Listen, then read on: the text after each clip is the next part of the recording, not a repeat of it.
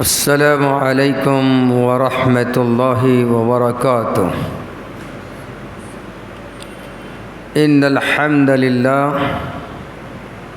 نحمده ونستعینه ونستغفره ونؤمن به ونتوکل علیہ ونعوذ باللہ من شرور انفسنا ومن سیئات اعمالنا من يهده الله فلا مضل له ومن يضلله فلا هادي له وأشهد أن لا إله إلا الله وأشهد أن محمدًا عبده ورسوله أما بعد فأعوذ بالله من الشيطان الرجيم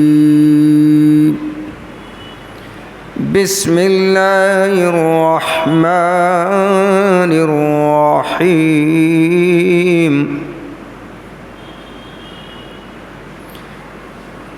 واعتصموا بحبل الله جميعا ولا تفرقوا واذكروا نعمة الله إذ كنتم أعداء فألف بين قلوبكم فأصبحتم بنعمته إخوانا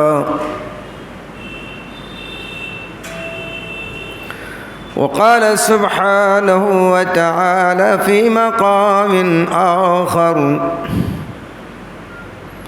فلا وربك لا يؤمنون حتى يحكموك فيما شجر بينهم ثم لا يجدوا في أنفسهم حرجا مما قضيت ويسلموا تسليما وقال الرسول صلى الله عليه وسلم كل مسلم إخوة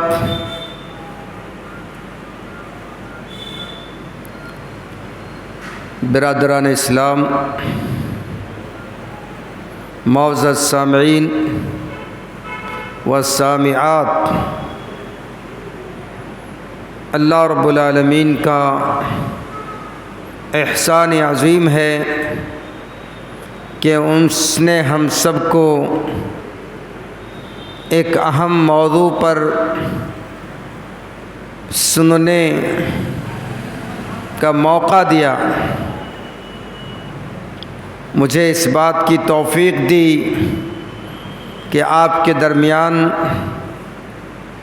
امت میں جو اختلافات ہیں اس کے اسباب اور اتحاد کی جو صورت ہو سکتی ہے اسے ہم آپ کے سامنے کتاب و سنت کی روشنی میں پیش کریں۔ یہ انتہائی اہم موضوع ہے۔ اس موضوع کو اگر ہم سارے لوگ سمجھ لیں تو دنیا اور آخرت میں ہمیں کامیابی نصیب ہو سکتی ہے۔ اللہ تعالی ہم سب کے حاضری کو قبول فرمائے۔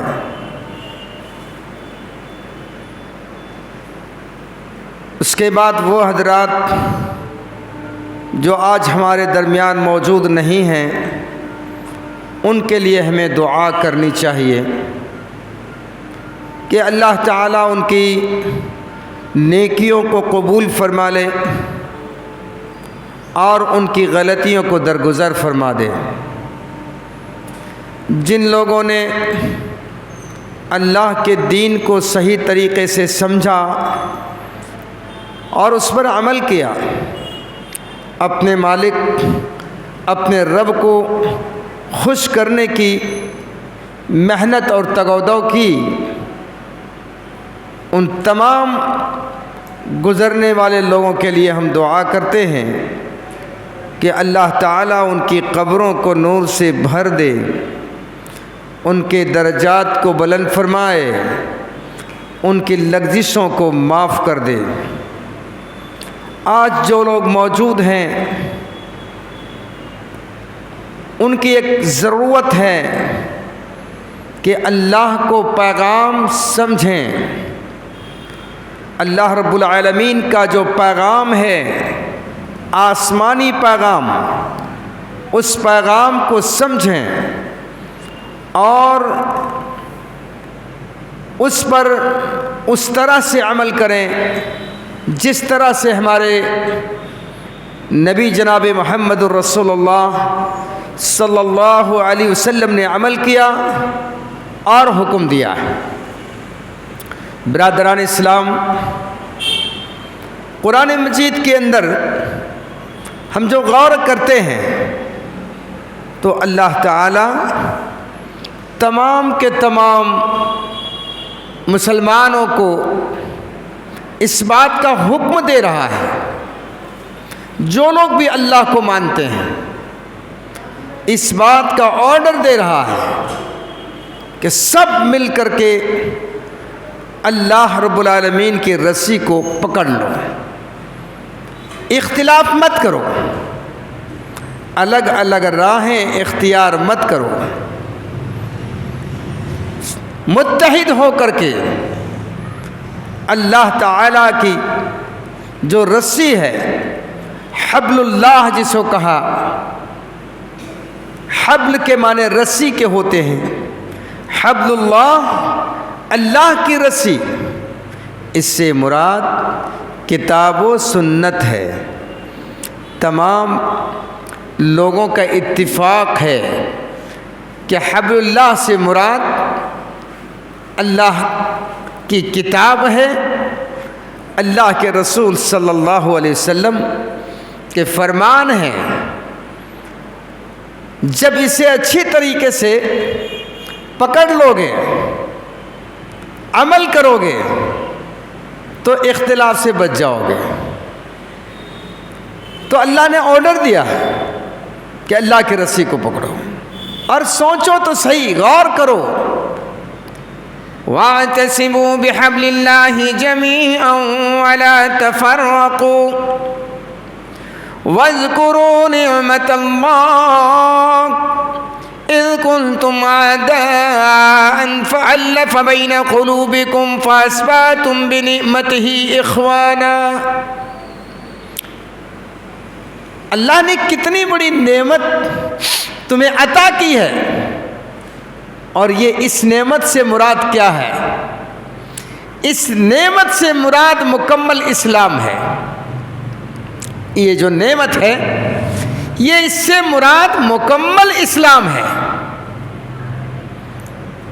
بنعمت ہی، اس کی نعمت کی وجہ سے تم آپس میں تمہاری دوستیاں ہوئی، محبتیں قائم ہوئی، اتحاد قائم ہوا، ایک دوسرے کے غم میں شریک ہونے والے ہوئے۔ ورنہ تمہاری پوزیشن کیا تھی جب ایمان سے دور تھے، اسلام سے دور تھے؟ تمہاری حالت کیا تھی؟ ذرا غور تو کرو۔ وَاذْكُرُوا نِعْمَةَ اللَّهِ إِذْ كُنْتُمْ أَعْدَاءً، تم دشمن تھے آپس میں، ایمان نہیں تھا، اسلام نہیں تھا، دشمن تھے۔ ایمان آیا، دشمنی ختم ہو گئی۔ کتنی صاف ستھری بات ہے۔ ایمان نہیں تھا، دشمنی آئی، ایمان آیا، دشمنی ختم ہوئی۔ اسی چیز کو ہم نے دیکھا اور جب غور کیا، ابتدا سے لے کر کے انتہا تک اس دنیا کے اندر تو کوئی اختلاف نہیں تھا۔ آدم علیہ السلام جب دنیا میں آئے، اللہ رب العالمین کا پیغام سناتے رہے اور ان کی اولاد مانتی رہی، کوئی اختلاف نہیں، ایک اللہ کی عبادت، کسی اور کی عبادت تھی نہیں، لوگ جانتے بھی نہیں تھے کہ شرک کیا ہے، لوگ جانتے بھی نہیں تھے کہ غیر اللہ کی سجدہ بھی جائز ہے، یہ سب چیزوں سے پاک تھے اور سب متحد تھے۔ لیکن اختلاف کہاں سے آیا، اختلاف کیسے رونما ہوا؟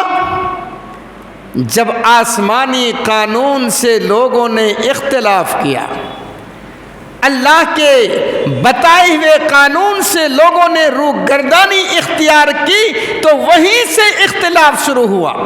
اس کو اچھی طرح سے سمجھیے۔ آدم علیہ السلام کے بیٹوں میں سے حابل اور قابل کو کون نہیں جانتا؟ اہل علم میں سب جانتے ہیں۔ حابل اور قابل میں اختلاف ہوا اور بنیاد تھی سرکشی کی، حد سے آگے بڑھنے کی۔ جو رب نے قانون دیا تھا، جو آدم علیہ السلام نے جو قانون بتایا تھا کہ شادی کے تعلق سے ایک ساتھ جو بچہ اور بچی پیدا ہوتی ہے تو اس کے درمیان شادی نہیں ہوگی، وہ آگے پیچھے کا معاملہ رہے گا، یہ قانون اللہ نے بنایا تھا۔ اس قانون کی خلاف ورزی جو ہی ہوئی، نافرمانی جو ہی ہوئی تو اللہ کی ناراضگی ہوئی، اور جس نے نافرمانی کی اس نے حق سے اختلاف کیا، اور جب حق سے اختلاف آدمی کرتا ہے تو جو ہے اختلاف بڑھتا ہے۔ حابل نے تو تسلیم کر لیا، جیسا رب کا حکم ہوگا مانیں گے۔ قابل نے کہا نہیں، ہم تو اس سے شادی کریں گے جو ہمارے ساتھ بچی ہوئی ہے، ہم اپنی بہن سے شادی کریں گے، چونکہ کوئی دوسرا تھا ہی نہیں، وہی نظام تھا۔ تو صرف میں سمجھانے کے لیے، بتانے کے لیے کہہ رہا ہوں کہ رب کا قانون ہمیشہ آتا رہا، اور جب بھی اس کی مخالفت ہوئی تو وہیں سے شیطان نے جو ہے انسانوں کو بہکایا اور پھر اختلاف پیدا ہو گیا۔ اختلاف اصل میں ہمیشہ سے برا رہا ہے، لیکن اختلاف جو حق سے روگردانی اختیار کر کے اختلاف کرے وہ اختلاف ناجائز اور حرام ہے، اور جو حق کی پابندی کرنے کے لیے اس آدمی سے اختلاف کرے جو ظالم ہے، جو نافرمان ہے، جو رب کے قانون کو تسلیم نہیں کرتا ہے، تو اس کے لیے لازم ہے کہ اس سے اختلاف کرے۔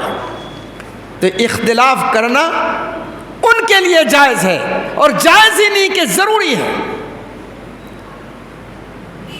ماں باپ یہ کہہ دیں، ماں باپ یہ کہہ دیں کہ بیٹے تم جاؤ فلاں جگہ پر، سالوں سال ہو گئے اولاد نہیں ہو رہی ہے، فلاں جگہ ہم نے سنا ہے کہ وہاں پر جانے سے، وہاں سے مانگنے سے، وہاں پر چادر چڑھانے سے، وہاں پر بہت سارے جو کام بتاتے کرنے سے اولاد ہو جاتی ہے۔ ایک بات ہے، اب بیٹا کیا کرے گا؟ بیٹا کیا یا اختلاف کرے گا یا اتحاد سوچ کر کے ماں باپ کی بات کو مان لے گا؟ اب کیا کرنا اس کے لیے؟ فرض ہے، ضروری ہے وہاں وہ اختلاف کرے، یہ اختلاف کرنا لازمی تھا۔ مگر حق کے خلاف جو اختلاف آدمی کرتا ہے وہ مذموم ہے، وہ غلط ہے، وہ نافرمانی ہے۔ تو معلوم یہ ہوا اختلاف کے اسباب عام طور سے جو ہے، جو نافرمانی ہے وہ حق سے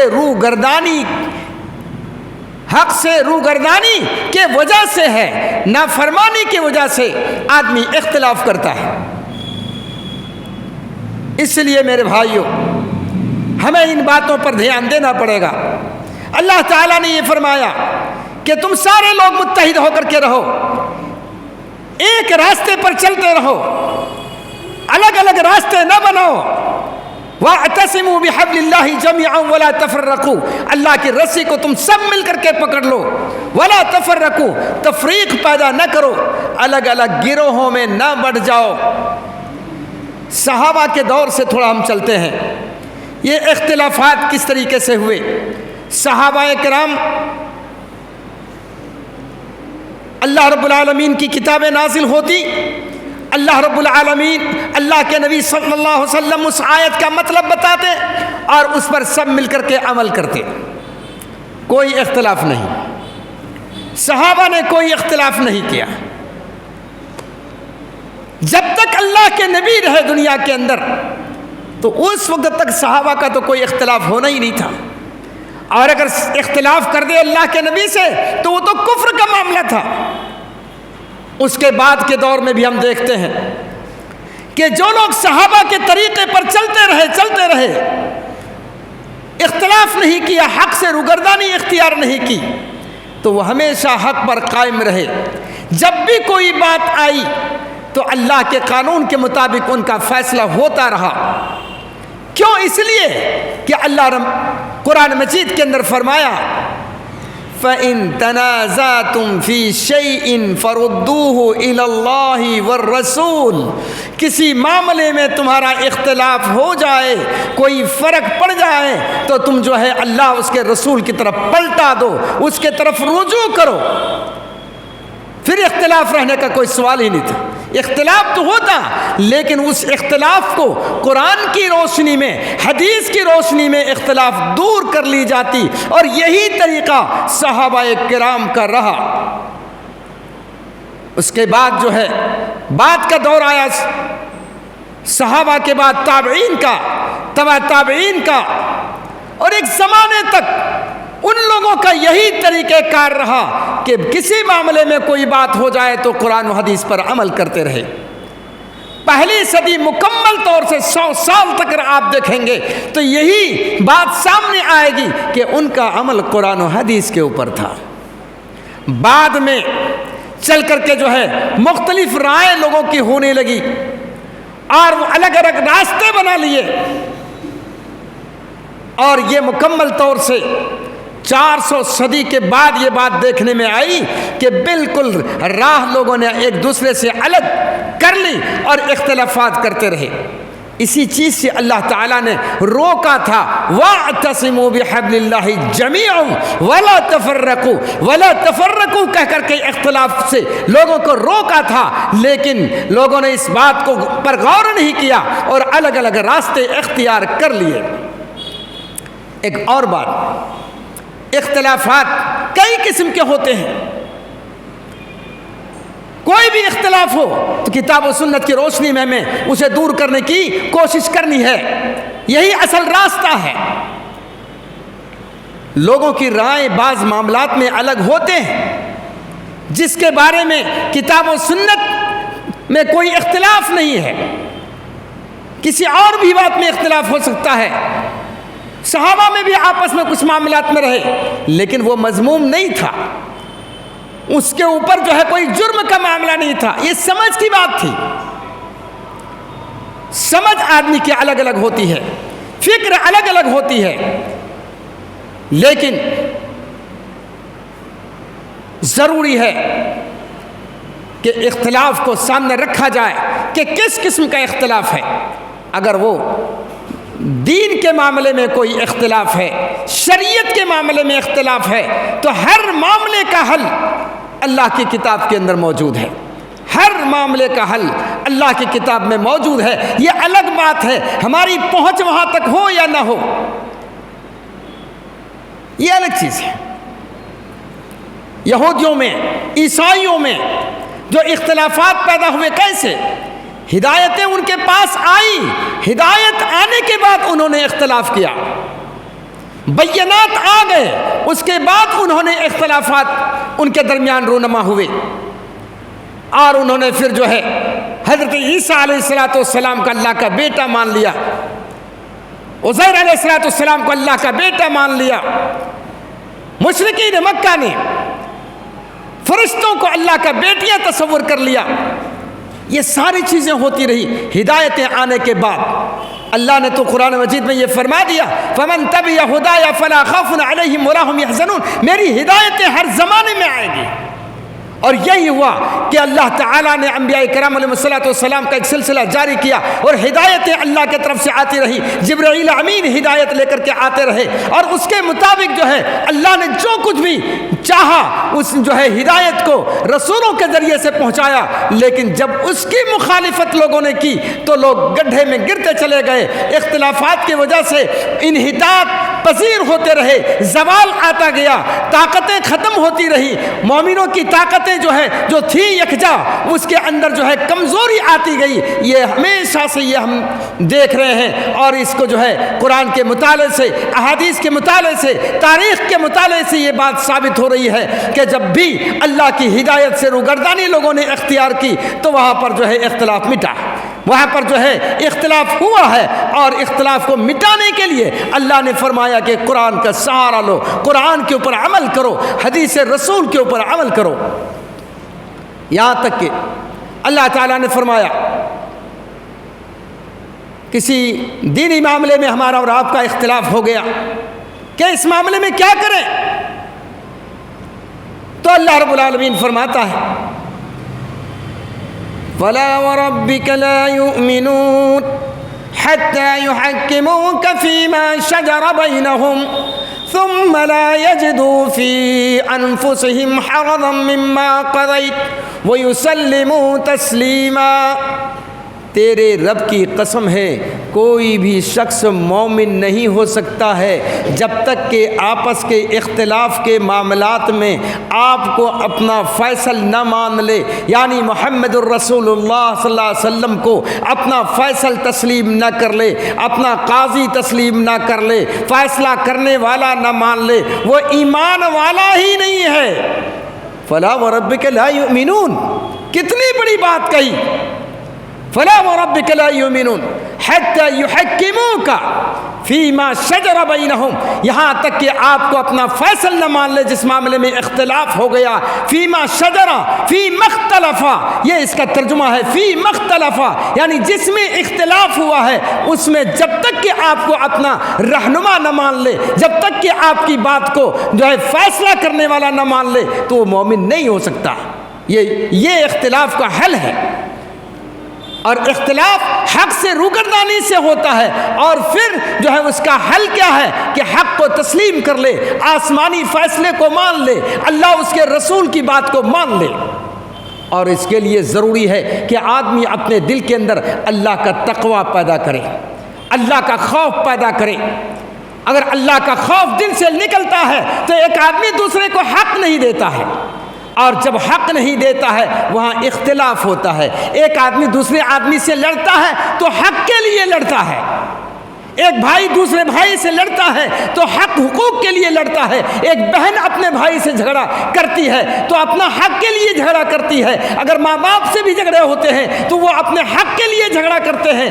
حقوق ادا نہیں کیے جائیں گے تو یہاں پر کیا ہوگا، جو ہے اختلاف ہوں گے، اور اختلاف کو ختم کرنے کے لیے حق کو تسلیم کرنا پڑے گا، اور اس حق کو جو ہے تسلیم کر کے اختلاف کو ختم کرنا پڑے گا۔ یہی وہ راستہ ہے جس کے ذریعے سے ہم اور آپ دنیا کے اندر امن کی زندگی گزار سکتے ہیں، اور پھر جب ہمارے پاس جو ہے اتحاد کا معاملہ رہے گا تو اللہ رب العالمین طاقت پیدا کر دے گا، قوت پیدا کر دے گا، ورنہ ہماری ہوا کو اکھاڑ دے گا، ہماری طاقت کو جو ہے ختم کر دے گا اور ذلیل ہو جاؤ گے۔ اس لیے پہلے نمبر میں اللہ کا خوف اپنے دل کے اندر پیدا کریں۔ یہ قرآن ہمارے سامنے ہے، حدیث ہمارے سامنے ہے، اللہ نے عمل کے لیے کہا ہے، اللہ نے یہ بات کہی ہے کہ تم انصاف سے کام لو، جو ہے اللہ تمہیں عدل و انصاف کا حکم دیتا ہے، بھلائی کا حکم دیتا ہے، بھلے کام کرنے کا حکم دیتا ہے، برائیوں سے روکتا ہے، فحش باتوں سے روکتا ہے۔ ان باتوں کے اوپر آدمی عمل کر لے تو یقینی طور پر جو ہے ہم متحد ہوں گے اور اختلاف ہمارا دور ہوتا چلا جائے گا، اور جب رب کا خوف آئے گا تو کہیں پر بھی اگر ہم سے چوک ہو گئی، کسی پر ہم نے ظلم کر لیا، کسی سے ہمارے ہاتھ سے کسی کو تکلیف پہنچ گئی، ہم بے قرار ہو جائیں گے، ہمارے اندر بے قراری ہو جائے گی۔ اور ایمان کی یہ ایک پہچان ہے کہ ایک آدمی کو اگر ایک آدمی کے ذریعے کسی کو تکلیف پہنچ جاتی ہے، مان لیجیے بات کے ذریعے تکلیف پہنچ گئی، کسی عمل کے ذریعے تکلیف پہنچ گئی، زمین کا ایک ٹکڑا لے لینے کی وجہ سے تکلیف پہنچ گئی، کسی کا حصہ مار لینے کی وجہ سے تکلیف پہنچ گئی، کسی کو گالی دینے کی وجہ سے کسی کو تکلیف پہنچ گئی، اور کسی بھی طریقے سے جو ہے اس کا ہم نے حق مارا، ان کو ہم نے تکلیف پہنچائی، تو پھر یہاں پر ضرورت پڑتی ہے کہ اللہ کا خوف غالب آئے، اللہ کا خوف ہمارے دل کے اندر پیدا ہو، اور پھر اس خوف کے ذریعے ہم اپنی آخرت کو یاد کرنے لگ جائیں، آخرت کے انجام کو سوچنے لگ جائیں، تو پھر اس دنیا کے جو ہے حقیقت ہماری ذہن سے نکلے گی، اور پھر ان سے معافی مانگ کر کے ان کو جو ہے ان کو منانے کی ہم کوشش کریں گے، اور ہمارے جو ہے اختلافات دور ہوں گے۔ صحابہ کی زندگی میں آپ دیکھیں کہ صحابہ کی زندگی میں کس طریقے سے اس کے نمونے پائے جاتے ہیں، وہی نمونہ ہمیں آج جو ہے دنیا کے سامنے پیش کرنا ہوگا، اور اسی کے مطابق ہمیں اپنی زندگی کو بنانی پڑے گی۔ اللہ اکبر، اختلاف انسان ہے، ہم آپ انسان ہیں، اور یقینی طور پر غلطی ہو سکتی ہے، غلطی کا امکان ہے، ہم میں اور آپ میں کسی بات میں اختلاف ہو سکتا ہے، لیکن اللہ کی کتاب موجود ہے، اللہ کے نبی کا فرمان موجود ہے، پورا دین ہمارے پاس موجود ہے، مکمل نظام حیات موجود ہے، کسی چیز کی کوئی کمی نہیں ہے۔ الیوم اکملت لکم دینکم واتممت علیکم نعمتی ورضیت لکم الاسلام دینا، جس کے لیے رب نے یہ فرمایا کہ تمہارے لیے دین کو مکمل کر دیا گیا ہے، اس کے اندر کوئی کمی نہیں ہے، یہ نمی بڑی جو نعمت تمہیں ملی ہے وہ مکمل طور سے یہ نعمت مل چکی ہے، اور اس کے اندر کوئی شک اور شبہے کی گنجائش نہیں ہے۔ تو صحابہ کی زندگی کو دیکھیں کہ ان میں تو کبھی کبھی جو ہے بعض معاملات میں کوئی بات ہو جاتی، سمجھ کے جو ہے کمی بیسی ہونے کی وجہ سے وقتی طور پر، جیسے ہمارے یہاں بھی اس طریقے سے جھگڑے ہو جاتے ہیں کسی معاملے میں، لیکن صریح طور پر کتاب و سنت کی مخالفت کرنا وہ اختلاف تو کفر ہے، یاد رکھے گا۔ صریح طور پر کتاب و سنت کا سے اختلاف کر لینا، جان بوجھ کر کے اس سے ہٹ جانا، جان بوجھ کر کے جو ہے اس بات کو نہ ماننا، وہ تو بالکل ہی کفر ہے، ایمان کے خلاف ہے۔ ہاں، دوسرے معاملات میں، ہمارے رہن سہن میں، اٹھنے بیٹھنے میں، کھانے پینے میں، آپس میں کوئی بات ہو سکتی ہے، اختلاف ہو سکتا ہے، صحابہ میں بھی ہوا۔ اللہ کے نبی صلی اللہ علیہ وسلم کا وقت، آپ کا دور تھا، حضرت ابو بکر رضی اللہ تعالی عنہ اور حضرت عمر فاروق رضی اللہ تعالی عنہ کسی ایک معاملے میں اختلاف ہو گیا، کوئی بات ہو گئی، وہ بھی انسان تھے، اور وہ دونوں کے دونوں جنتی ہیں۔ اللہ کے نبی صلی اللہ علیہ وسلم نے عشر مبشرہ میں ان دونوں کو شامل کیا، ان 10 انسان جو ہے اللہ رب العالمین، اللہ کے نبی صلی اللہ علیہ وسلم نے اپنی زبان مبارک سے جن کو کہا کہ یہ جنتی ہیں، یہ جنتی ہیں، یہ جنتی ہیں، ان میں سے یہ دونوں کے دونوں ہیں، حضرت عمر فاروق رضی اللہ تعالی عنہ بھی اور حضرت ابو بکر رضی اللہ تعالی عنہ۔ حضرت عمر فاروق کے بارے میں تو اللہ کے نبی صلی اللہ علیہ وسلم نے فرمایا کہ جب شیطان جو ہے جس راستے سے عمر فاروق گزرتے ہیں شیطان بھاگ جاتا ہے۔ آپس میں کوئی بات ہو گئی، اختلاف ہو گیا، اور تھوڑی تیزی آ گئی، عمر فاروق رضی اللہ تعالیٰ عنہ ذہنی طور پر ویسے ہی تھوڑے سے سخت مزاج تھے حضرت ابو بکر رضی اللہ تعالیٰ عنہ کے مقابلے میں یہ سخت مزاج تھے۔ حضرت عمر فاروق رضی اللہ تعالیٰ عنہ بہت غصہ ہو گئے۔ ابو بکر رضی اللہ تعالیٰ عنہ نے کہا کہ عمر ٹھیک ہے، مجھ سے غلطی ہو گئی، میں نے تمہیں یہ کہہ دیا، یہ بات ہو گئی، اب معاف کر دو۔ معافی مانگنے لگے۔ عمر فاروق غصے میں تھے، غصے کے عالم میں آدمی کو جلدی سمجھ میں بات آتی نہیں، معاف نہیں کیا۔ اب دیکھیں حضرت ابو بکر رضی اللہ تعالیٰ عنہ کو فکر پیدا ہو گئی، عمر نے مجھے معاف نہیں کیا، اب کیا ہوگا؟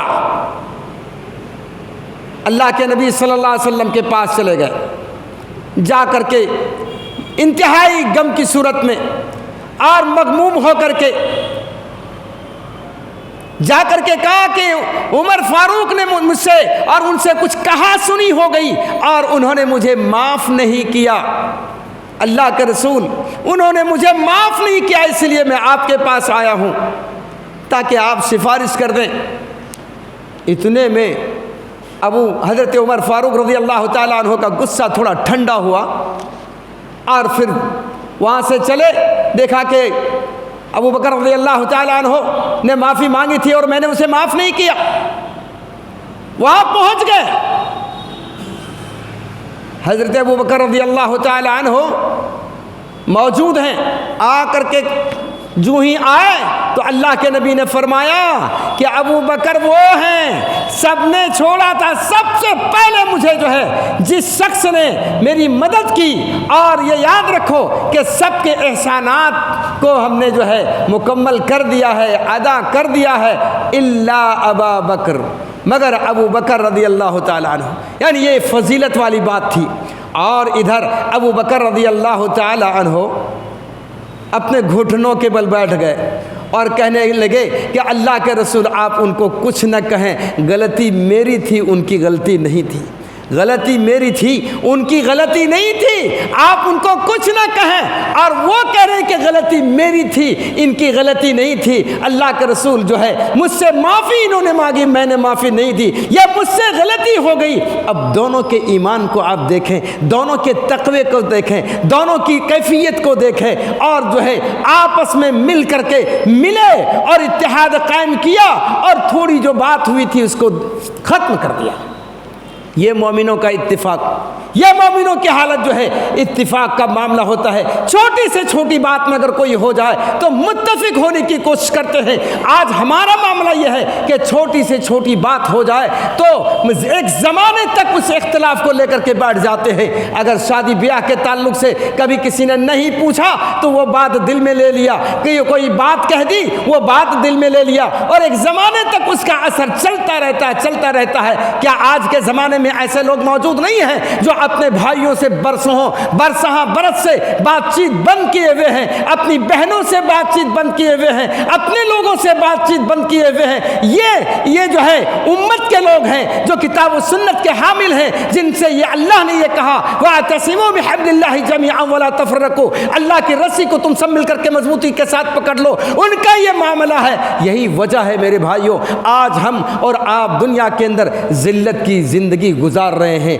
اگر ہم یہ چاہتے ہیں کہ ذلت کی زندگی سے باہر نکلیں اور اللہ تعالی ہمارے اوپر کرم کرے, اللہ تعالی ہمیں مضبوط کر دے, اللہ تعالی ہماری قوت کو یکجا کر دے, تو اس بات کی ضرورت ہے, چاہے وہ دینی معاملہ ہو, چاہے وہ دوسرے معاملات ہوں, کوئی بھی معاملہ ہے تو اس کو جو ہے دور کرنے کے لیے اللہ تعالی نے راستہ رکھا ہے اور ہر ایک چیز کو واضح طور پر بیان کر دیا ہے.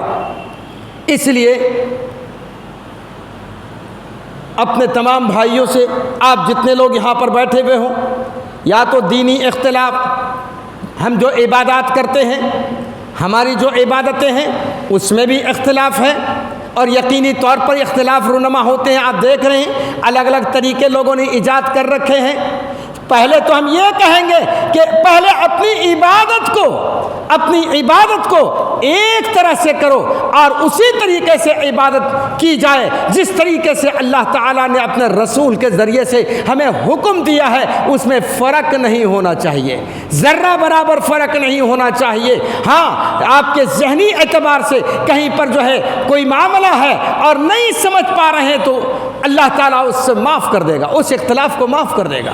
اس کی بھی مثال دنیا میں موجود. اللہ کے نبی صلی اللہ علیہ وسلم کے صحابہ کا دور تھا. نبی کریم صلی اللہ علیہ وسلم نے ایک موقع کے اوپر فرمایا, بنی قریظہ کے اندر جا کر کے نماز پڑھنی تھی. خندق کا واقعہ ہے, اور جنگ خندق میں بہت سارے لوگ مسلمانوں کو ختم کرنے کے لیے آئے ہوئے تھے.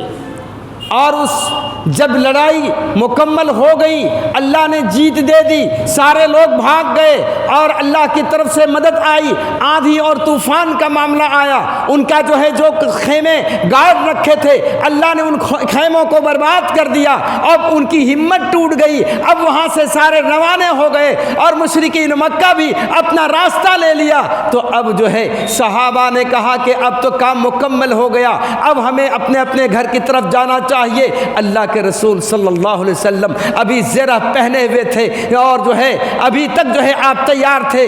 آپ نے فرمایا کہ ابھی جہاد ختم نہیں ہوا, ابھی جہاد ختم نہیں ہوا, لڑائی ختم نہیں ہوئی, ابھی اور بھی باقی ہے, چلو بنی قریظہ کے ہاں جانا ہے. کیوں؟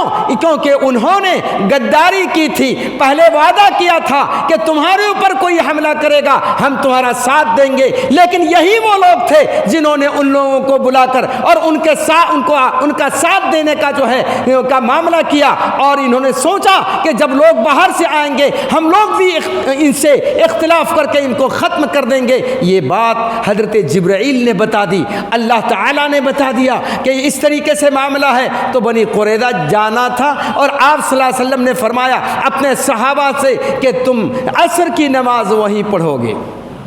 یہ بات تھی, عصر کی نماز وہیں پڑھو گے. دیکھا اختلاف کیسے ہوتا ہے, عصر کی نماز وہیں پڑھو گے. مطلب اس کا یہ تھا کہ اتنا جلدی نکلو کہ عصر کا ٹائم وہاں ہو, اتنا جلدی نکل کے چلو کہ عصر کا ٹائم وہاں ہو, جو ہے یہاں عصر سے پہلے نکل جاؤ. یہ منشا تھا. لوگ گئے اور جو ہے بہت سارے لوگوں کا وقت ہو گیا, عصر کا ٹائم ہوا راستے میں, تو راستے میں لوگوں نے پڑھ لی, راستے ہی میں نماز پڑھ لی اور وہاں پہنچنے سے پہلے پڑھ لی. اور کچھ لوگ وہاں پہنچ گئے تو کہا کہ اللہ کے رسول نے فرمایا تھا کہ جو ہے وہاں جا کر کے پڑھنا ہے, تم راستے میں کیوں پڑھ لیے, راستے میں کیوں پڑھ لیے یہ بتاؤ. تو کہا کہ جو ہے یہ تو اللہ کے نبی کی بات سے جو ہے منحرف ہونا ہے, ان کی بات کو نہ ماننا ہے, یہ جو تم نے غلط کیا. اللہ کے نبی کے پاس مسئلہ آیا تو آپ صلی اللہ علیہ وسلم نے فرمایا کہ جن لوگوں نے نماز پڑھ لی وہ بھی صحیح ہے, جو لوگ وہاں جا کر کے پڑھے وہ بھی صحیح ہے. اس کا منشا اصل میں تھا کہ جلدی جانا ہے اور وہاں نماز پڑھنی ہے. اگر ٹائم ہو گیا تو انہوں نے نماز پڑھ لی تو کوئی حرج نہیں. اسی طرح کئی معاملات کے اندر جو ہے تیمم کے تعلق سے اگر کوئی جنبی ہو جائے تو تیمم کا معاملہ اس کے اندر بتایا گیا ہے. تو ایک صحابی جو ہے گدھے کی طرف پورا لوٹنے لگے, یعنی پورے بدن میں جو ہے مٹی لگانے کے لیے لوٹ رہے تھے. تو اس کا جو ہے وہ بات اللہ کے نبی کے پاس جو ہے سامنے آئی تو کہا کہ یہ سمجھنے میں اصل میں غلطی ہوئی. تیمم کے بارے میں سعیدن طیبہ جو کہا گیا اس کو یہ سمجھ نہیں سکے اور انہوں نے ایسا کر لیا. یہ الگ چیز ہے, اس کے اندر گناہ لازم نہیں آتا ہے. اس قسم کے اختلافات اگر ہو تو اس میں کوئی حرج نہیں, لیکن جہاں پر قرآن موجود ہو, جہاں پر حدیث کی جو ہے صاف جو ہے حکم موجود ہو, وہاں پر اختلاف کرنا ناجائز اور حرام ہے. اسی لیے جو ہے یہ بات واضح طور پر جان لینی چاہیے کہ تمام تر اختلافات کا جو ہے حل کتاب و سنت ہے, قرآن و حدیث ہے. اور لوگوں کو یہ چاہیے کہ اپنے عالموں کو اور اپنے درویشوں کو رب نہ بنائے.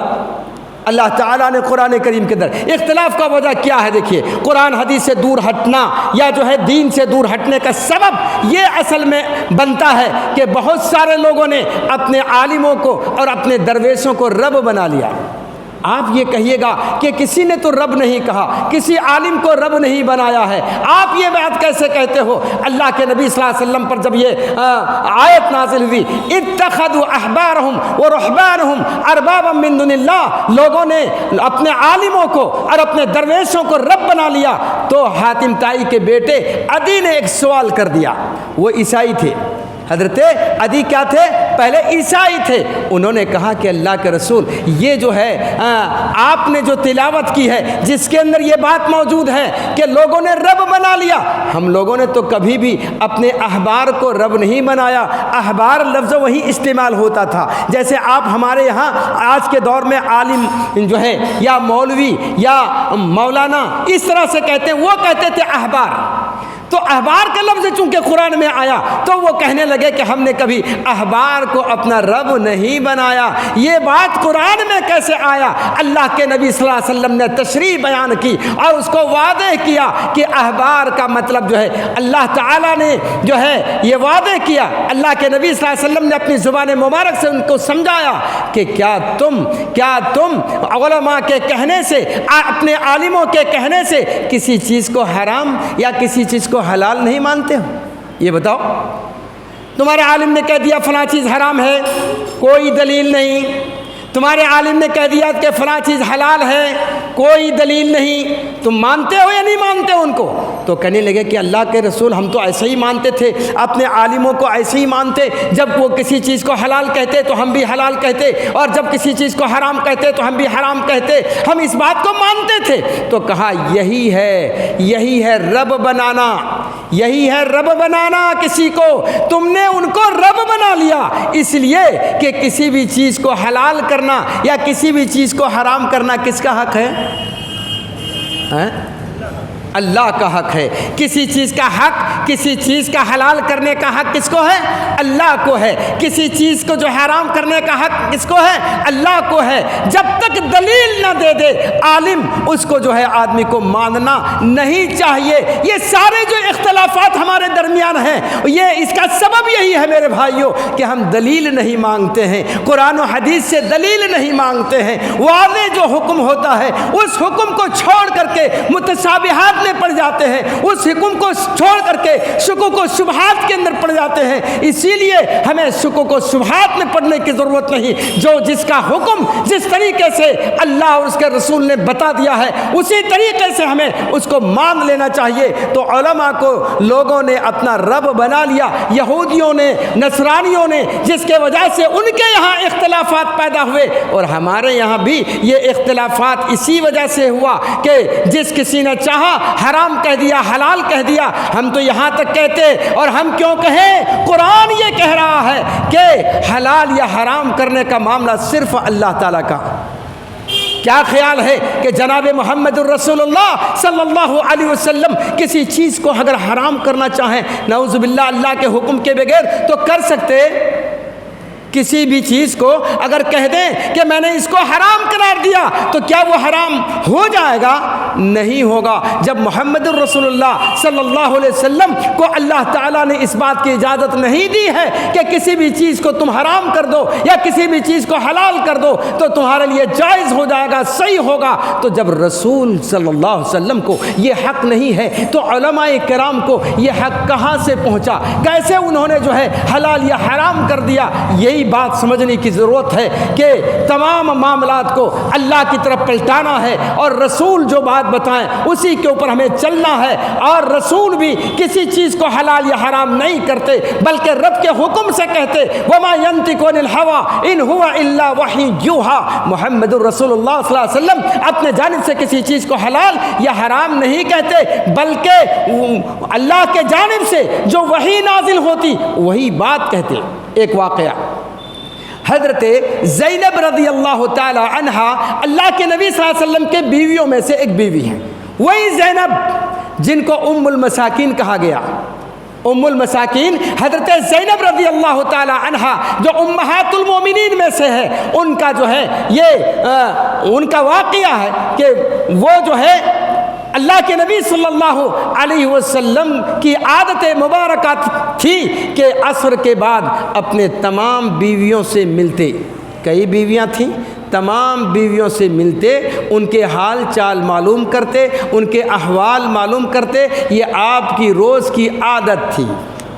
اس سے کیا پتہ چلا؟ اگر کسی کے پاس 2 بیوی ہو، 3 بیوی ہو، 4 بیوی ہو تو ایسی پوزیشن میں آدمی کے اوپر ضروری ہے کہ ایک ہی پر دھیان نہ دے، ایک ہی سے میل جول خالی نہ رکھے، ہر ایک کا حق ادا کرے، ہر ایک کا جو ہے ان کے ساتھ اللہ کا ڈر پیدا کر کے ہر ایک کا حق ادا کرے، ہر ایک کے ساتھ معاملہ برابر رکھے۔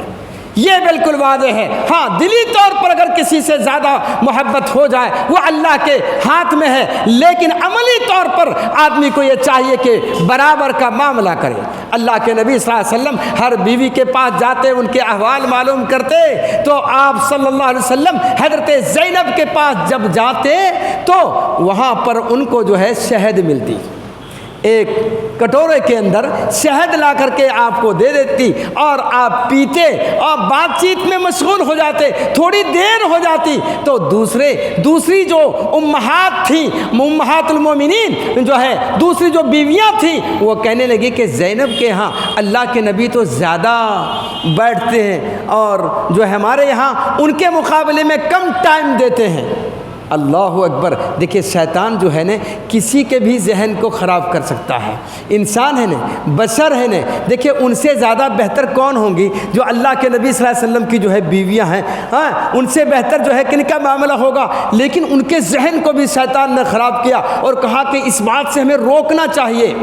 آپس میں میٹنگ کی اور جو ہے بیویوں نے میٹنگ کی اور کہا کہ دیکھو جب تمہارے پاس, جب ان کے پاس آئیں گی اور آنے کے بعد پھر جن کے پاس اللہ کے نبی جائیں گے وہاں کہنا کہ آپ کی زبان سے آپ کے منہ میں کچھ بو سی محسوس ہو رہی ہے, کچھ بو سی محسوس ہو رہی ہے, جبکہ آپ نے کیا پیا ہے؟ شہد پیا ہے اور بو آ رہی ہے. تو ایک نے جب کہا تو آپ نے اتنا دھیان نہیں دیا. اس میں کئی بات ثابت ہوگی, آپ نے دھیان نہیں دیا. دوسرے کے پاس پہنچ گئے. دوسری بیوی بولی کہ اللہ کے رسول آج آپ کے منہ سے کچھ بو سی محسوس ہو رہی ہے. کہا اچھا, اب تو بات تھوڑی سی اور گہری ہوئی. اب تیسری جو ہے کے پاس گئے تو وہاں پر بھی یہی بات آئی. تو آپ نے سوچا کہ یقیناً کوئی بات ہے.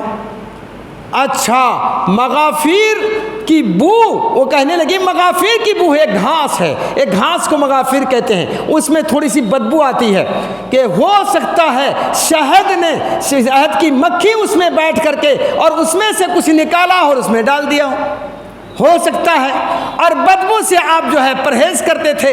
تو اتنی ہی بات تھی, آپ صلی اللہ علیہ وسلم نے اپنے اوپر شہد کو حرام کر لیا. شہد کو اپنے اوپر آپ نے حرام کر لیا. اللہ رب العالمین نے فرمایا لِمَا يَا أَيُّهَا النَّبِيُّ لِمَا تُحَرِّمُ مَا أَحَلَّ اللَّهُ لَكَ. اے نبی, آپ ایسی چیز کو حرام کیوں قرار دیتے ہیں جس کو اللہ نے حلال قرار دیا ہے. لِمَ تُحَرِّمُ مَا أَحَلَّ اللَّهُ لَكَ, آپ کیوں حرام کرتے ہیں جس کو اللہ نے حلال کیا ہے.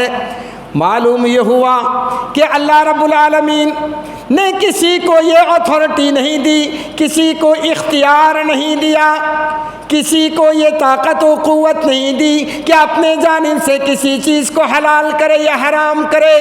تو نبی کو بھی اس بات کی جو ہے اجازت نہیں ہے, تو علماء کو کیسے اجازت ملی؟ بہت ساری چیزوں کے اندر ہم دیکھتے ہیں کہ جو علماء اپنے طرف سے جو ہے باتیں بنا کر کے جو ہے اس کو دین بنا دیتے ہیں, اور اسلام میں اس کا کوئی جو ہے نام نہیں ہوتا, اسلام کے اندر کوئی دلیل نہیں ہوتی ہے اس کے تعلق سے, اور اس کو وہ دین بنائے ہوئے ہیں. آج ہی میں سفر کر رہا تھا, راستے میں ٹرین میں بیٹھا, بہت کم لوگ تھے اس گاڑی کے اندر. تو ایک شخص جو ہے بیٹھا ہوا تھا, اس نے کہا کہ آپ جا کہاں رہے ہو, آپ کون ہو؟ میں نے بتایا تو انہوں نے کہا کہ جو ہے پوری دنیا کے اندر یہ جتنے عالم علماء یہ مومن تو نہیں ہیں. میں نے کہا بھئی آپ بتاؤ کون مومن ہے؟ تو بہت ساری باتیں انہوں نے پیش کی. کہا کہ قرآن اور حدیث تو ایک اوپر والی چیز ہے, ایک ظاہری چیز ہے, ایک طریقت ہے, ایک معرفت ہے, اور یہ ڈائریکٹ سینہ بسینہ چلا آ رہا ہے, یعنی اس میں کتاب کی ضرورت نہیں ہے. اس طرح سے بہکانے کے لیے شیطان نے کیسا راستہ اختیار کیا کہ کتاب کی ضرورت نہیں, قرآن کی ضرورت نہیں, حدیث کو ہم الگ رکھتے ہیں, قرآن کو الگ رکھتے ہیں, اور ہمارا تعلق جو ہے ہمارا سینہ و سینہ آ رہا ہے. ہم اپنے مرشد سے ایمان سیکھتے ہیں اور اسی سے ہمارے اندر جو ہے ایمان پیدا ہوتا ہے. اور یہ اصل میں جب تک نہیں کرو گے تمہارے اندر ایمان نہیں آئے گا. تو مجھے محسوس ہوا کہ لوگ کس قدر حق سے منحرف ہو رہے ہیں, اور کتاب و سنت سے دور کرنے کے لیے شیطان جانتا ہے کہ یہ قرآن ہے جس میں قیامت تک تبدیلی نہیں آئے گی, اللہ کے نبی کی صحیح احادیث قیامت تک باقی رہیں گے, اس کے اندر ہم کوئی تبدیلی نہیں لا سکیں گے. لہذا شیطان نے ان کے ذہنوں میں یہ بات ڈالی کہ حضرت علی رضی اللہ تعالی عنہ کے سینے سے, پھر اس کے بعد ان کے شاگرد, پھر ان کے بعد ان کے شاگرد, اس طریقے سے امام چلے آ رہے ہیں. اور پھر آج بھی اور اور قیامت تک یہ سلسلہ چلتا رہے گا، اور جب تک کہ اس بات کو نہیں مانو گے تم مومن نہیں بنو گے۔ یہ کیا چیز ہے؟ یہ اسلام سے اس کا کوئی لین دین نہیں۔ ایک بات وعدے کر دینا چاہتا ہوں کہ اسلام تو مکمل نظام حیات ہے، کسی بھی چیز کو اللہ نے چھپایا نہیں ہے، کسی چیز کو چھپا کر کے نہیں رکھا ہے، اور شکوک و شبہات کا معاملہ نہیں ہے۔ بالکل واضح انداز میں فرمایا کہ الیوم اکملت لکم دینکم واتممت علیکم نعمتی ورضیت لکم الاسلام دینا۔ آج کے دن ہم نے پورا اسلام کو مکمل دین کو مکمل کر دیا ہے، اب کوئی کمی نہیں ہے۔ اب ایک الگ جو راستہ لوگوں نے اختیار کیا، اور پتہ نہیں کتنے لوگ اس کے ذریعے سے جو ہے گمراہ ہوئے، کہنے لگے کہ ایک تو مدرسوں کے ذریعے سے جتنے عالم نکلے ہیں وہ علماء حق نہیں ہیں، علماء حق وہ ہیں جو خانقاہوں سے نکل رہے ہیں، وہاں سے جو ایمان آ رہا ہے، یعنی مکمل طور سے کتاب و سنت سے انحراف، اور اسی چیز کو لوگوں کے سامنے ایمان کہہ کر کے پیش کر دینا، اور لوگوں کو شکوک و شبہات میں ڈالنا، اور جو ہے ایک الگ راستہ طے کر لینا، یہ کتنا خطرناک ہے میرے بھائیوں۔ اسی لیے ضرورت ہے ہمیں اختلاف کے اسباب جاننا پڑے گا، اختلاف کو ختم کرنے کا جو راستہ ہے وہ راستہ بھی ہمیں سمجھنا پڑے گا۔ اسی لیے کسی مجلس کے اندر ایک سوال آیا تھا کہ اختلاف کے اسباب سب سے اہم سبب کیا ہے، تو میں نے یہ جواب دیا تھا کہ اختلاف کا سب سے بڑا سبب تقلید ہے۔ کیا ہے؟ تقلید ہے۔ لوگوں کو کچھ محسوس ایسا ہوگا کہ یہ انہوں نے کیا بات کہہ دی، لیکن ہمیں کہنے دیجئے، اور اللہ کے دین کی بات ہے، اللہ کے دین کی بات ہے، اس لیے واضح طور پر بتا دینا چاہتا ہوں کہ اسلام کے اندر تقلید کا کوئی حق اور حصہ نہیں ہے۔ کسی بھی طریقے سے تقلید سے ہمیں تقلید کو نہیں اپنانا ہے۔ تقلید ہے کیا چیز؟ تقلید اصل میں ہے اخذ قول الغیر بلا دلیل، بغیر دلیل کے کسی کی بات کو مان لینے کا نام تقلید ہے، بغیر دلیل کے کسی کی بات کو تسلیم کر لینے کا نام تقلید ہے۔ تو ظاہر بات ہے ہر عقل مند آدمی کے اندر یہ بات آ جائے گی کہ بغیر دلیل کی اگر کسی کی بات ہے اور اسے کوئی مان لیتا ہے، اور یہی اگر تقلید ہے تو یقینی طور پر ہمیں تقلید سے دور ہونا چاہیے۔ تقلید کا مفہوم ہی یہی ہے میرے بھائیوں، اس لیے محقق ہمیں بننا چاہیے، تحقیق کرنا چاہیے، ہر معاملے میں جواب لینا چاہیے، ہر معاملے کے اندر دلیل لینا چاہیے، اور کسی بات کو ہم نہیں جانتے ہیں تو سوال ضرور کریں، کسی سے بھی کریں، لیکن سوال کا طریقہ یہی ہو کہ جب تک دلیل نہ آ جائے اس کو ہم تسلیم نہ کریں، بلا دلیل کسی کی بات کو نہ مانیں، اور بلا دلیل ہم جب کسی کو بات کو نہیں مانیں گے ہمیں لوگ گمراہ نہیں کر سکیں گے۔ ورنہ ہم جیسے لوگوں کو بھی جب اس بات کے لیے دعوت دی گئی اور کہا گیا کہ تم مومن تو نہیں ہو، کیونکہ مدرسے سے نکلے ہو اس لیے مومن نہیں ہو، جب تک خانقاہ سے نہیں نکلو گے، جب تک وہاں سے فیض نہیں حاصل کرو گے، جب تک کہ وہاں سے روحانی اپنی روحانی فیض حاصل کر کے نہیں آؤ گے تو تم مسلمان بھی کہنے کا ہوگے، سچا مسلمان نہیں بنو گے۔ تو اس طریقے سے بہت سارے الگ الگ راستے لوگ طے کر رہے ہیں، اپنا چکے ہیں، اور غلط راستوں پر چل رہے ہیں۔ ان سارے اختلافات کو دور کرنے کے لیے ایک ہی راستہ ہے، کتاب و سنت کو زیادہ سے زیادہ پڑھیں، زیادہ سے زیادہ اس کا مطالعہ کریں، صبح شام ٹائم نکالیں۔ لوگ ٹائم نہیں نکالتے ہیں، لوگ سننے کے لیے تیار نہیں ہوتے ہیں۔ اور کتاب قرآن مجید جو اتنی بڑی کتاب ہے، 114 سورتیں ہیں، 30 پارے ہیں، 6666 آیتیں ہیں، اللہ تعالیٰ نے فرمایا ان هذا القرآن یہدی للتی ہی اقوم ویبشر المؤمنین الذین آمنوا وعملوا الصالحات۔ یہ وہ کتاب ہے جو تمہیں سب سے صحیح راستہ بتاتی ہے، یہدی للتی ہی اقوم ویبشر المؤمنین الذین آمنوا وعملوا الصالحات، اور مومنوں کو بشارت دیتی ہے، یہ کتاب جنت کی بشارت دیتی ہے۔ تو اس کتاب سے کتنی دوری ہماری اور آپ کی ہے، ذرا سا غور کریں۔ اس کے لیے ہم ٹائم نہیں نکالتے ہیں۔ اگر 24 گھنٹہ میں 1 گھنٹہ بھی، آدھا گھنٹہ بھی ایک صفحہ پڑھنے کے لیے تیار ہو جائیں، روزانہ اس کا ترجمہ کسی کسی بھی زبان میں عربی نہیں آتی ہے مگر جو ہے اس کا ترجمہ لکھا ہوا ہے اردو زبان میں، ہندی زبان میں، انگریزی زبان میں، مختلف زبانوں میں جو زبان آپ کو آتی ہے، ایک صفحہ کے لیے بھی آپ تیار اگر ہو جاتے ہیں تو یقینی طور پہ آپ کا تعلق قرآن سے ہو جائے گا، آپ کا تعلق قرآن سے ہو جائے گا، روز روشنی ملے گی، روزانہ ایک نور پیدا ہوگا آپ کے ذہن و دماغ میں، اللہ تعالیٰ روشنی ڈال دے گا۔ یہ کتاب آپ کو روشنی کی طرف بلاتی ہے، یہ کتاب آپ کو ہدایت کی طرف بلاتی ہے۔ یہ تمام خرافات جو دنیا کے اندر شیطانوں نے چلا رکھا ہے، ان تمام کے تمام سے بچنا ہے تو اس کتاب کو روز پڑھیں، اس کتاب سے محبت کریں، اس کتاب سے لگاؤ رکھیں، اس کتاب کو اپنے سینے میں بسائیں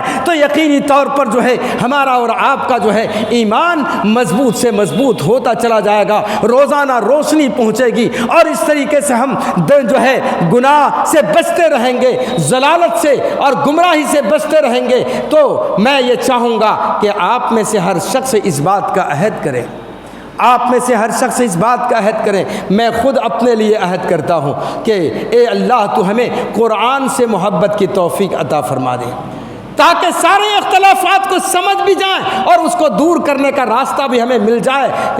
تو جو ہے سب سے پہلے ہمیں قرآن ڈیلی پڑھنا ہے، اور چاہے ایک ہی صفحہ ہو، ایک ہی صفحہ ہو، ترجمے کے ساتھ پڑھنا ہے، اور اس طرح سے آپ کے دل کے اندر اس کی محبت پیدا ہوتی رہے گی۔